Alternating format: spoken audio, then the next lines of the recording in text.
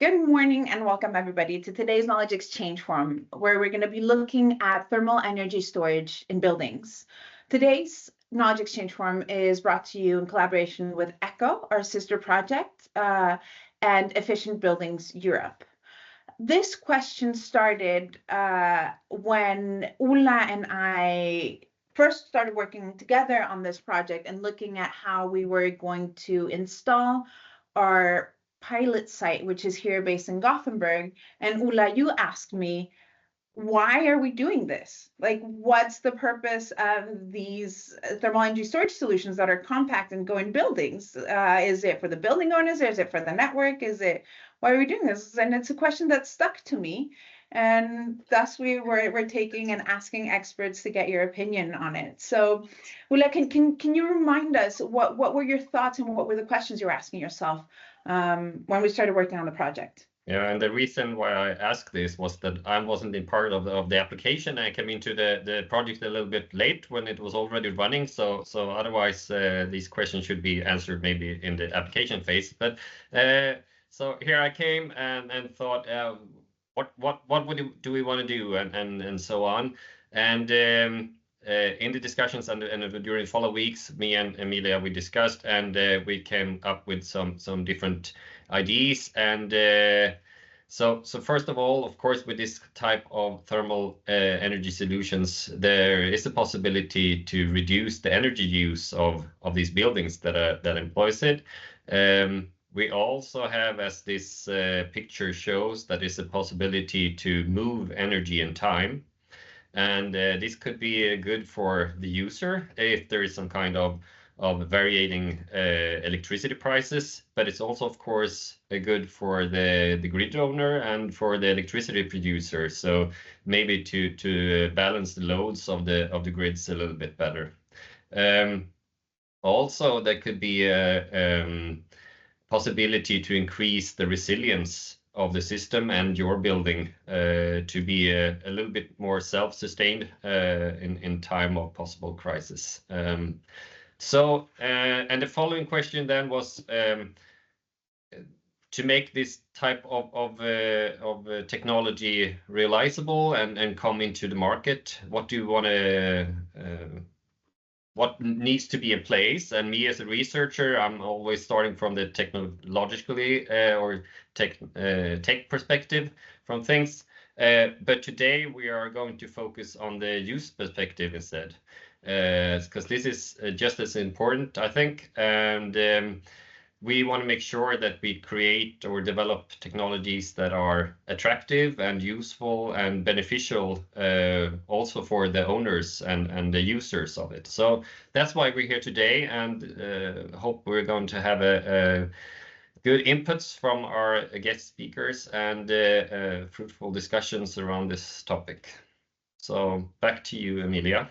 Thank you. I'm sure we will. So to help us discuss that, shed some light on this, we have a fantastic panel which you can see here today. Romain Faure, Policy and Project Officer from Energy Efficient Europe.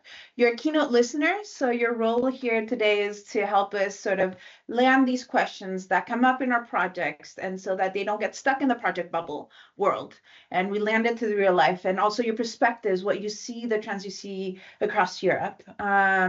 From our sister project ECHO, we have the honor of having Maria Chiesa. You're focused on European funding, development, and engineering from Warrant Hub.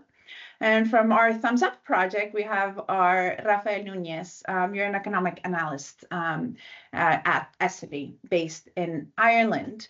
And as always, those of you who know the Knowledge Exchange Forums, please don't hesitate to write questions in the chat, raise your hand, exchange with them. This is a Knowledge Exchange Forum. It's a discussion session, not a webinar. Only the presentations are being recorded, but not the discussion and not the Q&A at the end. So feel free to ask any questions. There's no such thing as a dumb question, because it always sparks discussion, and that's the point of these sessions. So first, I'd like to start with Romain. You are a policy officer at Efficient Buildings in Europe, a leader association for energy efficient buildings. There, she is working on different EU legislation and policies related to buildings and energy, as well as on the LIFE project, EPBD. Maybe you can tell us a little bit more about that later, dedicated to the implementation. Before that, she used to be policy officer on energy, environment, and climate and transport at representation office at Occitanie region in Brussels. So you have that public office background to you.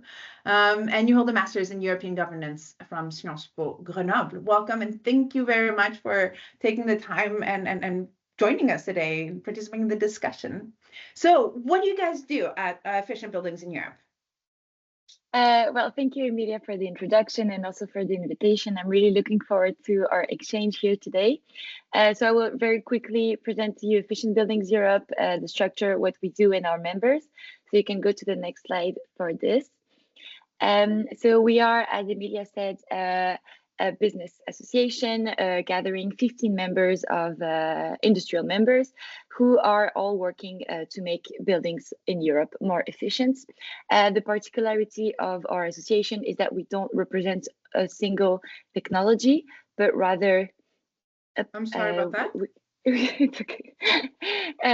So we don't represent one single technology, but rather a full panel of every technology that can make a building more efficient. So as you can see on the screen now, we have this figure to represent a building and all the technologies that can make building more efficient. So our members are working on the envelope through insulation products, windows, or roofing products, also on the technical building system and appliances side. So we have members who are working on the water side, so taps and showers, but also heat pumps, which can be very interesting for the conversation we are having today.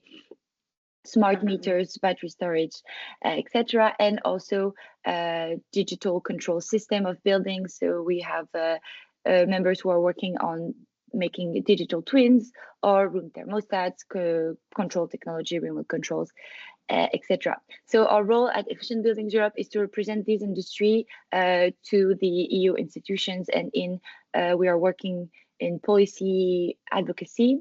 So for instance, last mandate, we worked on two big legislations that were the Energy Efficiency Directive and the EPBD, so the Energy Performance of Buildings Directive, which are very important for our sector, and I believe also for you guys working in thermal energy storage.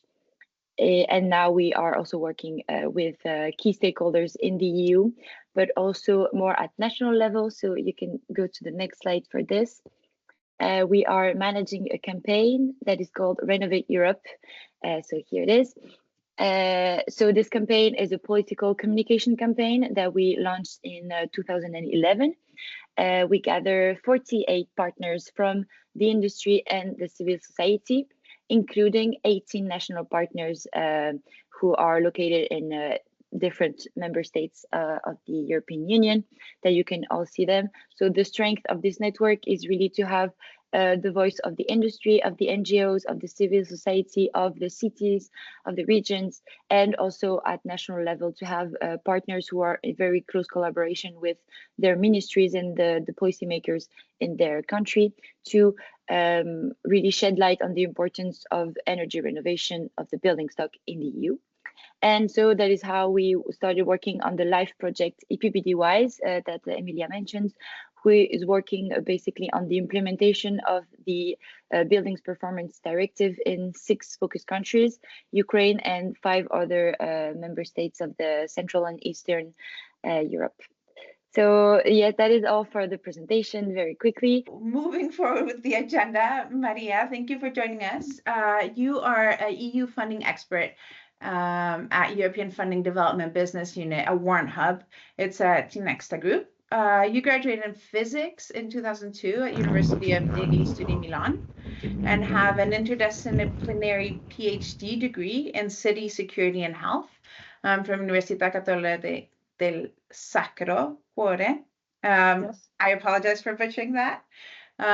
You have also had many you have very impressive academic career, being a research fellow at UCSC in the departments of physics at Brescia campus, worked in applied physics, and worked a researcher in atmospheric physics. So you have this physics background, and now you're working with end users.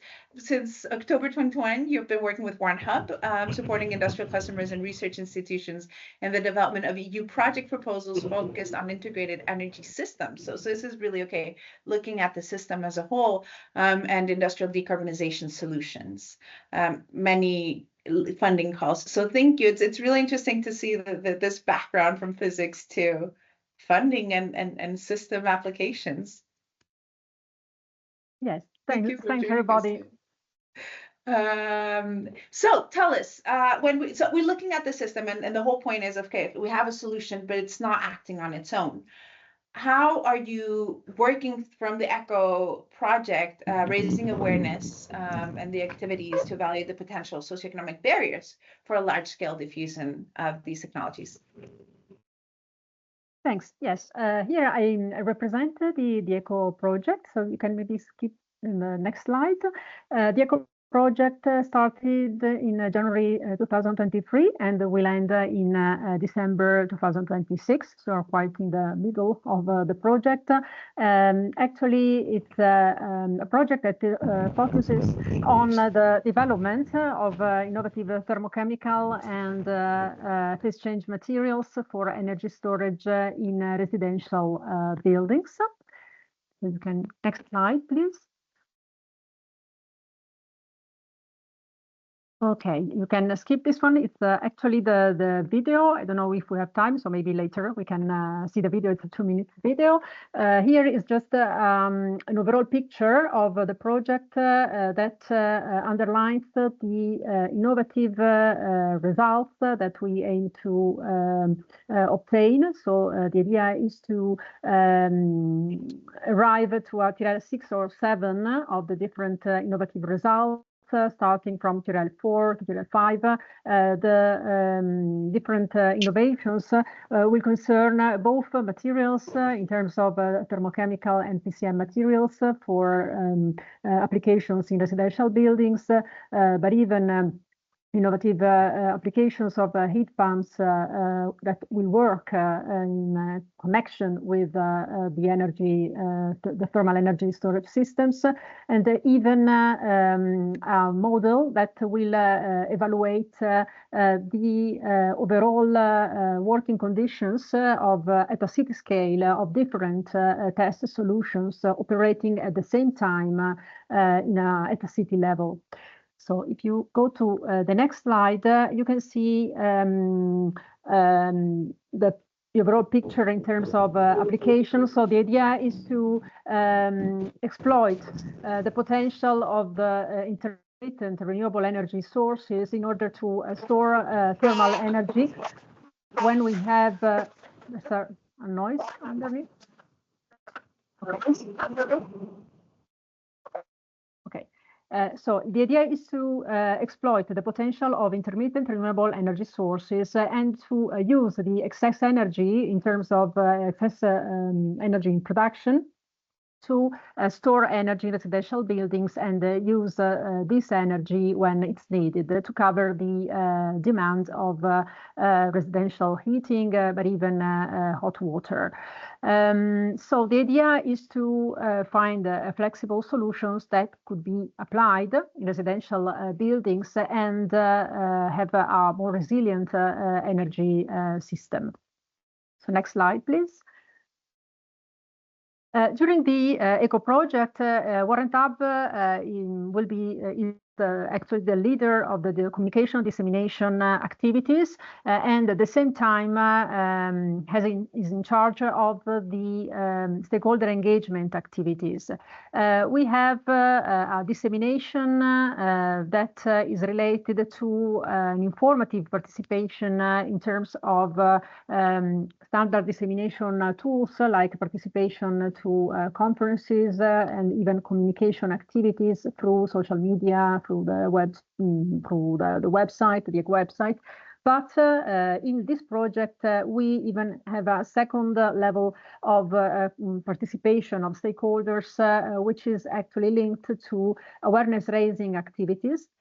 During the project, we foresee 5 awareness-raising campaigns that are located at 3 physical case studies in the project, one in Italy, one in Belgium, and one in Serbia, plus other 2 virtual case studies, actually, that are linked to the model that will study the future application, the virtual application, due to the implementation at a city scale of a lot of thermal energy system solutions coming out from the ECO project.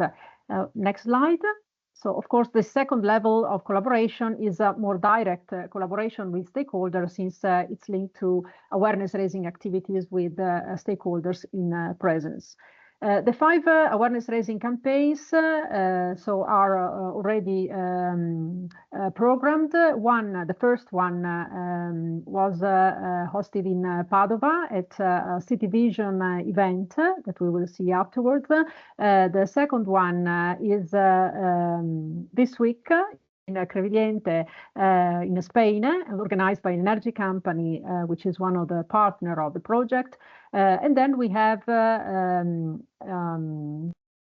third awareness-raising campaign foreseen in Spain, which is actually linked to a virtual case study, so the application of the model on Bilbao, but not on a physical case study. And the last 2 awareness-raising campaigns that will be foreseen next year will be in Serbia and in Belgium, in other 2 physical case studies.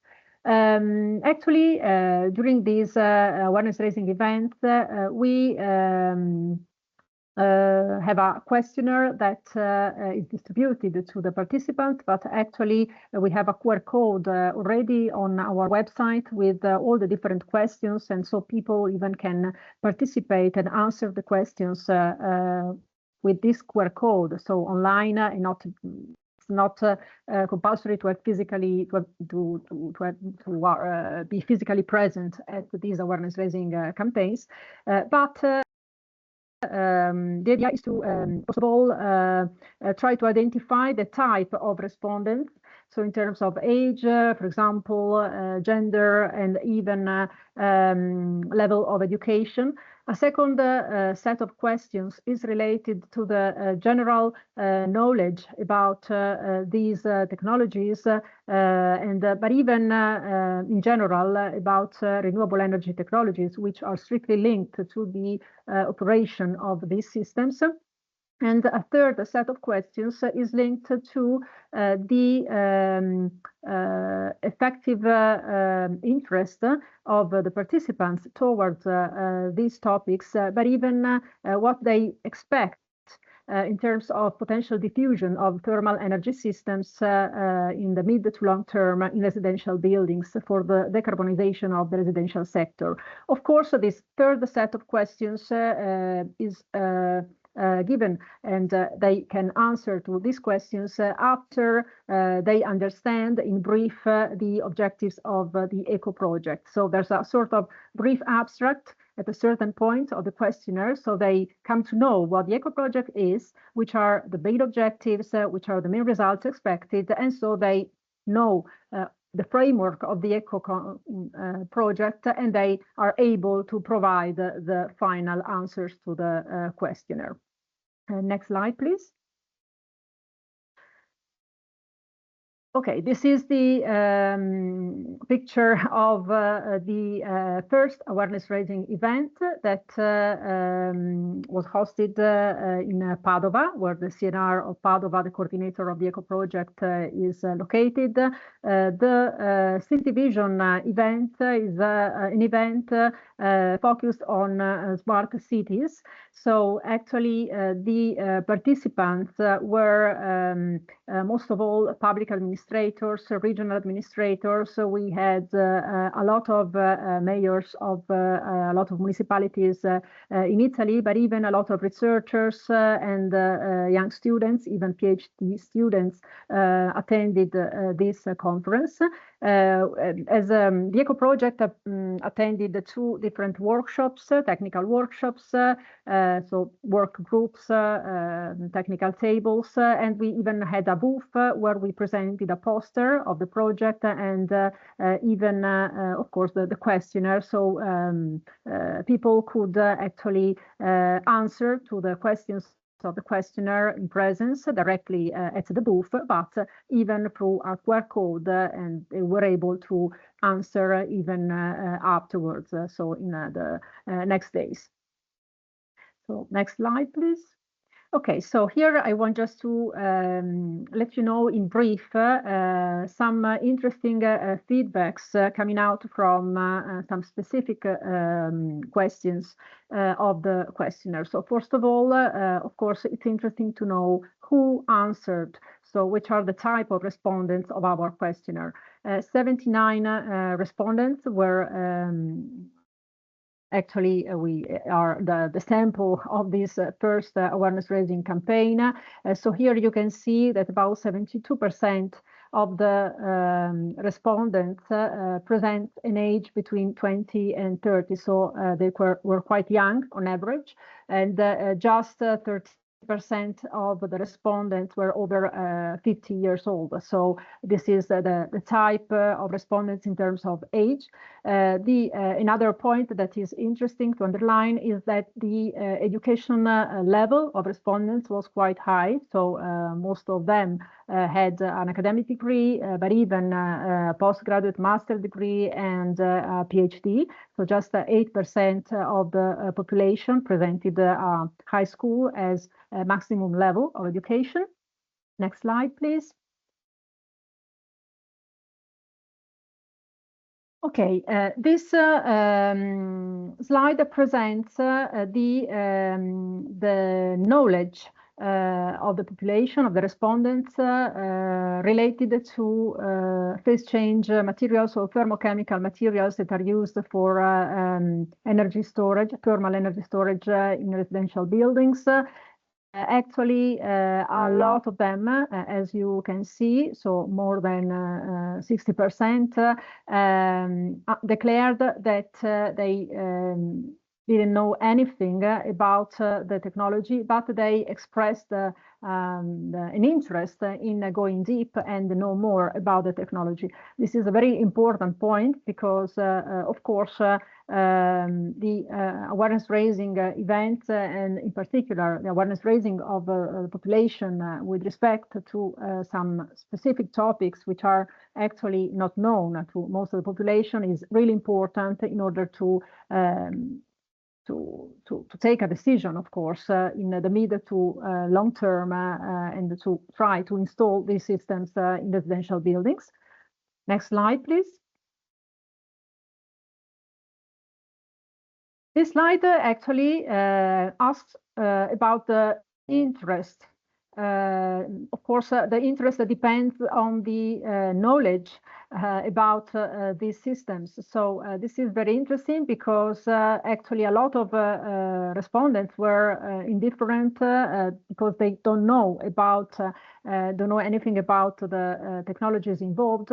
But it's interesting even here to point out that even if a certain amount of the respondents is not able to express a view because they don't know about the topic, they would like to know more about the topic in order to take a decision. So actually there is great interest in going deep in the knowledge of thermal energy storage systems applied to residential buildings. Another important aspect that is emerged from the questionnaire is is linked to the potential limiting factors linked to the application of thermal energy solutions in buildings.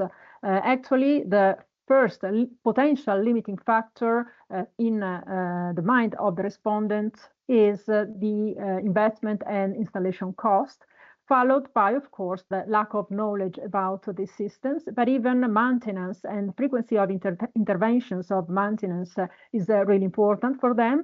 It's not so important the space occupied, but it could be a limit, the encumbrance of these systems, and other potential limiting factors actually are minor, of minor importance. But it's important the fact that they address to the potential investment installation cost, the main limiting factor for the application of these systems.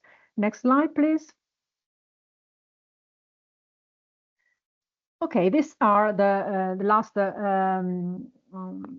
results that I present in brief today, but they are very significant in my opinion, because these questions in particular aim at understanding which is the potential diffusion of thermal energy systems in residential buildings in the mind of the respondents. So independently from the knowledge and even with a very general knowledge about these systems, most of the respondents, I would say more than 90%, think that the probability is relevant. And there are 18 respondents over 79 actually underline that it's highly probable for them that they will be applied in the future in residential buildings. But another point that we wanted to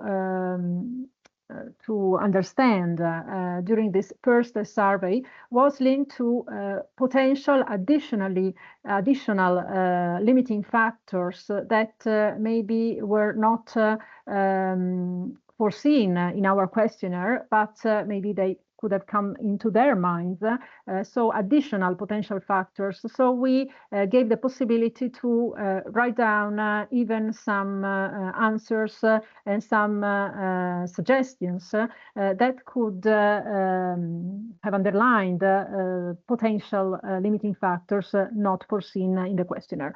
So here you can see that about 14% of the respondents suggested actually additional limiting factors. So they, for example, addressed the future conveniency of nuclear energy. So suppose in terms of the potential competition with intermittent renewable energy coming from renewables. So the working conditions linked to renewable energy technologies given in the project maybe could be in a sort of way hampered by the fact that nuclear energy could play an important role in the future. But even the effective gain in efficiency, which is not so clear at this stage, so this could be an open topic that could hamper the diffusion. Of course, the knowledge among the population of the technical features related to the different materials and technologies that could be applied potentially in buildings, it's not known. So this is very important. So awareness raising is very, very important to going deep into the technology, let people understand the technologies and find out decision. But even the local availability of district heating. So we had this awareness raising campaign in Padova, but a lot of municipalities in the north of Italy in particular, and energy operators that actually provide district heating to a lot of municipalities in Italy were present at this awareness raising campaign. So their point of view was quite interesting, because if you have district heating, maybe you don't need to have these installations in single buildings, because you have district heating along a whole city. Even the long-term benefits are maybe unknown. Lack of knowledge about the energy market, the inadequacy maybe of public administration towards these topics. So these are, of course, answers, direct answers from the respondents that offered suggestions and additional contributions to the feedbacks that we gained through this first survey. So we will, of course, increase the feedbacks, the number of feedbacks through the other awareness raising campaigns. So the second one will be hosted in Spain this week. So we will suggest actually the same questionnaire. So we'll receive more feedbacks. It's important, in our opinion, to even identify the feedbacks of other types of respondents. So it's very important, even the kind of respondent through these questionnaires. And so we will, of course, increase the feedbacks, the number of feedbacks, and of course, increase our knowledge about the impact of these solutions at the social level through the other events. So the next That'll slide. be very interesting to see the results from that. And I know you're almost done, so I just want a quick reminder of the time. Yeah, that's the conclusion, I think, yes. So here, just to conclude, so we have empowered the stakeholders in order to contribute with their view to evaluate actually the application of these storage solutions in buildings. Of course, raising the awareness is a key driver to the acceptance of these solutions. And of course, we have to demonstrate and simulate how they will work in order to raise awareness of people about the solutions and take decisions in the future in residential buildings. And of course, the Eco Project aims to leverage energy communities even as catalysts for a change. So energy communities could actually help to have the diffusion of these systems in the future, because of course we have to decouple energy generation from energy demand to reach the objectives of Europe in terms of energy efficiency and of course total decarbonization of the residential sector. Thanks.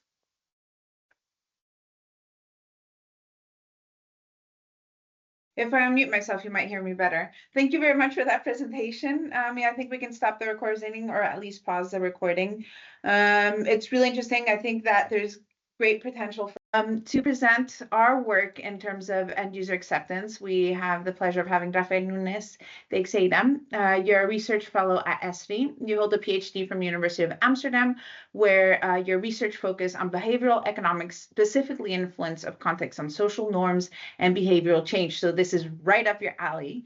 At ESRI, your research applies insights on social norms, social comparison, and promote more efficient energy use and adoption of sustainable technologies.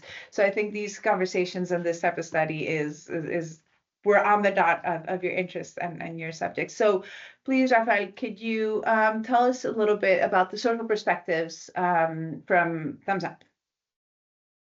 Good morning, everyone. First of all, Maria, congratulations. Very nice presentation.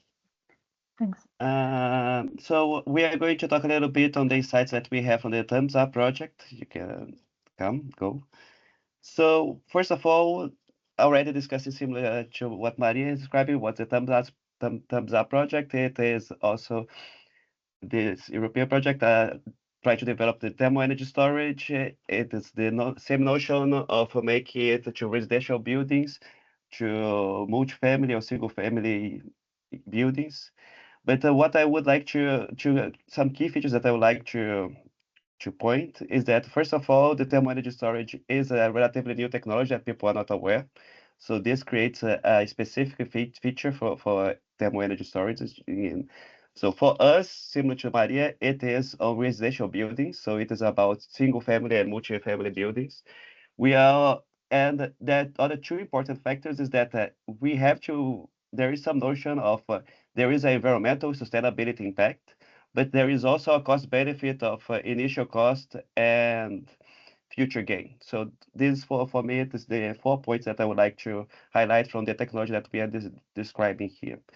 So moving forward, so first thing that we want to know that we did that's in this part of the project. It is like we already have the test sites, and we want to see if people were happy with the product in some sense. So we asked some general questions on how people were feeling about the technology there already in the one of the test sites. So if we move forward. So here it is just a simplistic version, just a summarize of everything that we have. So people reported being happy with the product with thermal energy storage. First, just to describe it, was a test site in Valladolid. It was a multi-unit family, so it was actually a retired house. So we were able to get 42 people living in that place. And they were reporting that they were happy, not super happy. So they were scoring 4 up to 5 points. One thing that they really describe as very important, it is they were perceiving that they were having a positive environmental impact. So they were very happy with the notion of having a positive environmental impact. They think the product it's highly reliable, but they will also describe it that the responsiveness of the product, there was some mixed feelings as well. So this is the distribution of the responses as well. So you can see, especially environmental impact, people were very happy. So something that I would like to generally point on this type of technologies and this type of discussions, that is very crucial to also highlight the environmental impact, because people really like to feel that they are having a positive impact on the world in general, in the environment of the world. Can you continue? Yes, move forward. But like there are some issues as well, because like one of the questions similar to what Maria is describing, we asked them if they were aware of what was a thermal energy store before the intervention, and they were reported that they did have no clue what is going on, what was that before. And they were also expressing confusion about technology, so they feel like they describe that they feel uncertainty and they feel not safe with this unknown technology. So it is very crucial to target the awareness, as Maria is describing. Can you move forward as well? And they were also similar to this discussion of awareness. They were concerned. They reported to having concerns with the technology in some sense. And since it was a test site and it was not clear for them, because so they were not sure about how efficient it was in the end. They were not sure what was the trade-offs. So generally speaking, as it was a test site, that they were not clear what was the cost benefits on the product yet. Anyhow, they were still reporting that they were happy. So in the sense we describe that it has potential that people would be liking to use it, but we have to target on the awareness, the environmental concerns, and the cost benefit analysis, similar to what Maria was describing. So if we move forward, I'm going to pinpoint two different insights that I think it is very crucial and similar to Maria's point as well in the graph of financial concerns. So if you would describe the case of retrofitting, about 70% of the population, they are aware of that they need to make change in their places, that they need to make people more willing to make change, like they are aware that their place is not efficient enough. But among these people, 62% say that they have financial constraints, so they cannot do it. And among the 8%, among these people who would still would still be willing to do, only 25% would be still reported to planning to do these changes. So even if people are aware, there is a big part of the people who are not, they cannot have the money to do it, and they report not having, and even fewer people is actually planning to do so. And this is a self-reported statement, so I don't get this by heart, like by the face front. But like if you actually ask it how long do you need to have a simple payback period to invest in this such technologies, majority of people report that they would only invest if they have the payback of self-reported 2 or 3 years, and when they reach 4 years, almost 100% of the population self-reported described that they would never invest in something that takes more than 4 years to get their money back. So the financial aspect of what is the environmental impact and what is the cost benefit, it's very crucial and very important to deal with it as well moving forward. And another thing that I would like to pinpoint, especially in a technology that is not important, such technology that people are not fully aware, they don't have the clear benefits of it. It is very crucial to describe the way that you're describing the technology. It is very crucial because very simplistic things like changing the framing of the monetary constraints for like earn up to 150 because you're saving this, or you're describing that you save up, just to change the aspect of putting it in a positive gain, in aspect of avoiding a loss, it actually leads to more people be willing to take the choose technology. Similarly, pinpointing being clear about the environmental frame and describe what the environmental benefits, it also creates a more willingness to invest and adopt those technologies as well. And for last, another very important thing, it is the notion of social norm and social norms and building trust and legitimacy. Because if people are feeling that there are people are not only taking, but at least people are willing to do some things, it is very important to connect that to the technology as well. So if we have also to think in on an effective way of framing or describe the technology to mitigate this risk and the complexity of adopting thermal energy storage in some sense. And then we move forward. So we are still a work in progress, so I cannot give you the full results and anything. I am just showing awareness that things that we should pay attention. And what we actually got now, that's the next steps of the project. From the test sites, now we have data on the environmental and the financial impacts of the thermal energy storage in our Thumbs Up project. And now we are planning to do a survey targeting European population in general and using a survey company to go for more public general population. And we want to understand the perception of the thermal energy storage that we have, but we also want to make it conditional on the impacts that we are also measuring, because it is, as I was pointing, it is very crucial. And what Maria actually mentioned as well, because like the first constraint that people are thinking, it is a monetary impact and installation cost. But it's not only the installation cost, it's the installation cost conditional, that it is the installation cost, but like it's conditional on the benefits that you're going to have as well. Because like the installation cost can be very expensive, but if the benefit is very high as well, you can also get this. And another thing that we will be testing as well, that we are thinking, it is, I think we have the plan. It is these different features and different factors of the description of thermal energy storage to see which factors actually people feel that it's the most relevant. As I was already describing, and sometimes it is a very complicated thing to do, because, for example, in general speaking, there is what it's called a green premium or sustainable premium that people are willing to pay 20 to 30% more for sustainable products in very robust result. But if you also start to highlight these products are more expensive, people stop buying the products as well.